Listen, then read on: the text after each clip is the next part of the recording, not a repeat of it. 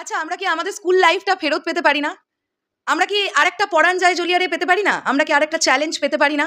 মানে আমি বলতে চাইছি, আমরা কি দেব শুভশ্রী জুটিকে পেতে পারি না? পেতে পারি কিন্তু। বন্ধুরা, আজকে একটা ইন্টারভিউ সেশন বেরিয়েছে যেখানে শুভশ্রীদিকে প্রশ্ন করা হয় যে দেবদার সঙ্গে তিনি ইন ফিউচার কাজ করতে চান কিনা, এবং এই বিষয়টা নিয়ে শুভশ্রীদি যেটা বলেছেন সেটা তো আমি ইন্টারভিউটা পড়ার সময় আপনাদের সামনে বলবো। আমি এই ইন্টারভিউটা শুরু করার আগেই দুটো অনুরোধ রাখতে চাই। একটা অনুরোধ দেবদার কাছে। দেবদা, তুমি নিজে বাংলার সুপারস্টার, তুমি তোমার নিজের একটা প্রোডাকশন হাউস আছে। তুমি এখন যে ধরনের গল্পের ওপরে কাজ করছো, মানে যে ধরনের গল্প, ইন দ্য সেন্স আমি বলতে চাইছি প্রজাপতি হোক, টনিক হোক, প্রধান হোক, মানে একদম আমরা দেখতে পাচ্ছি যে একদম মেন স্ট্রিম মাসালা ছবি না হলেও একটা স্ট্রং কন্টেন্ট এবং তার সঙ্গে সঙ্গে অত্যন্ত সুন্দর একটা এক্সিকিউশন, যে ধরনের ছবিগুলো আপামর জনসাধারণ জাস্ট প্রচণ্ডভাবে নিচ্ছে এবং বক্স অফিস কালেকশন আসছে। আচ্ছা, এরকম একটা ছবিতে আমরা তোমার বিপরীতে যদি শুভশ্রীদিকে দেখতে পাই, এটা অনুরোধ দেবদার কাছে। দ্বিতীয় অনুরোধটা রাজ চক্রবর্তীর কাছে। আচ্ছা রাজদা, তোমার ডিরেকশনে আমরা কি দেব শুভশ্রী জুটিকে আবারও একবার দেখতে পারি না? এটা কিন্তু আমি বলে নয়, আরো প্রচুর প্রচুর আমার মতন ছেলে মেয়েদের একটা চাওয়া। হ্যালো এভরিওয়ান, আমি পৌশালী, চলে এলাম আজকের প্রথম ভিডিও নিয়ে। প্রথমেই বলি সকলকে very good morning. Babli release করতে চলেছে খুব তাড়াতাড়ি, এবং বাবলি রিলেটেড কিন্তু একটি ইন্টারভিউ সেশন চলে এসেছে। আচ্ছা, বাই দ্য ওয়ে বলে দিই, বাবলির ট্রেলার রিভিউ আমার এখনো করা হয়নি, আমি আজকের মধ্যেই করে ফেলবো। ট্রেলার আমি দেখে ফেলেছি, ট্রেলারটা আমার কেমন লেগেছে সেটা আমি রিভিউয়ের সময় বলছি। কিন্তু আনন্দ প্লাসের তরফ থেকে শুভশ্রীদির একটি ইন্টারভিউ সেশন বেরিয়ে গেছে, তোমাদেরকে দেখিয়ে দিই জাস্ট ছবিটা।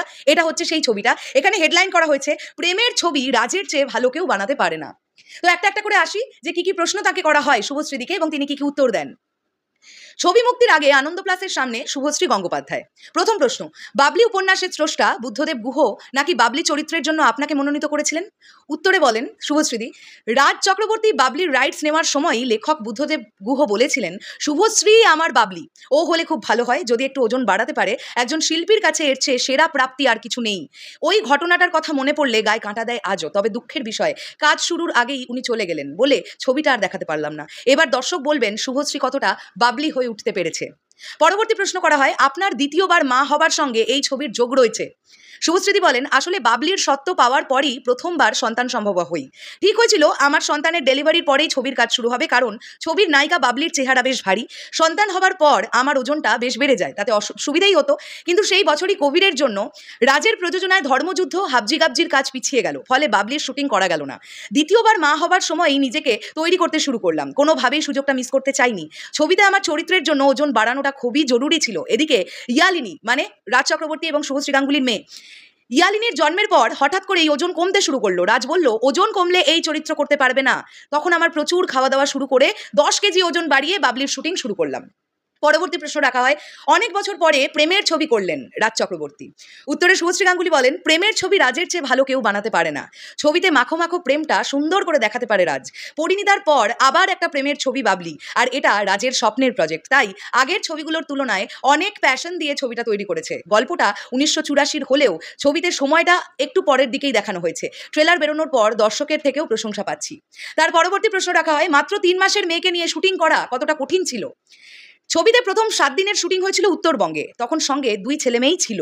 কলকাতার আশেপাশের শুটিংয়ের সময় বাচ্চাদের সঙ্গে রাখা সম্ভব হয়নি, তবে আমার কাজটা করতে খুব একটা কঠিন মনে হয়নি, কারণ পরিবারের কাছ থেকে খুব সাহায্য পেয়েছি। সেটা না থাকলে হয়তো বাবলি করতে পারতাম না। পরবর্তী প্রশ্নটা রাখা হয়, এই মুহূর্তে অভিনেত্রী নাকি মা, কোন ভূমিকাকে বেশি গুরুত্ব দেন? উত্তরে শুভশ্রী গাঙ্গুলি বলেন, একটা সময় অবধি বাচ্চাকে মানুষ করার জন্য আলাদা প্রস্তুতির দরকার ছিল না, কিন্তু আমাদের প্রজন্মের পরিস্থিতি আলাদা। সন্তানের মনস্তত্ত্ব বোঝার জন্য যেমনই বই পড়েছি, উপলব্ধি করেছি, ইয়ালিনীর আসার পর ইউভানকে আরও বেশি করে সময় দিতে হবে, কারণ ওর মধ্যে অনুভূতিগুলো তৈরি হয়ে গিয়েছে। ও যেন কখনো মনে না করে বোন আসার পরে ওকে অবহেলা করা হয়েছে। মেয়ের ডেলিভারির সময় হাসপাতালে আমার বিছানার পাশে ইউভানের ছবি রেখেছিলাম, সেটা দেখে নিশ্চয়ই ও ভাবতো যে মা ওর সঙ্গেই রয়েছে। আজ অবধি কখনো ইউভানকে দেখিনি বোনকে হিংসে করতে, আর আমার কাছে এই মুহূর্ত ফুটফুটে 2 ছেলে মেয়েই প্রধান। এমন কাজই করব যার জন্য ওদের ছেড়ে ঘর থেকে বেরোবার জোরালো তাগিদ তৈরি হয়। পরবর্তী প্রশ্ন, বিধায়ক পরিচালক দুটো দায়িত্ব সামলাবার পরে পরিবারকে সময় দিতে পারেন রাজ?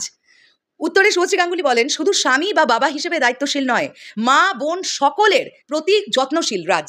আমার কোনো অভিযোগই নেই। কিছুদিন আগে আমি ওয়েব সিরিজ ইন্দুবালা ভাতের হোটেলের পুরস্কার নিতে মুম্বাই গিয়েছিলাম। ওই পুরো সময়টা বাচ্চাদের কাছে ছিল রাজ। কোনো জিনিস ভালোবেসে করলে কষ্ট থাকে না, আর কাজটাও কঠিন বলে মনে হয় না। সেই জন্য রাজ এত গুছিয়ে পরিবারকে সামলে রাখে। পরবর্তী প্রশ্ন, বাংলা ছবির মন্দার বাজারে প্রযোজক হিসেবে আপনি কি ভাবছেন?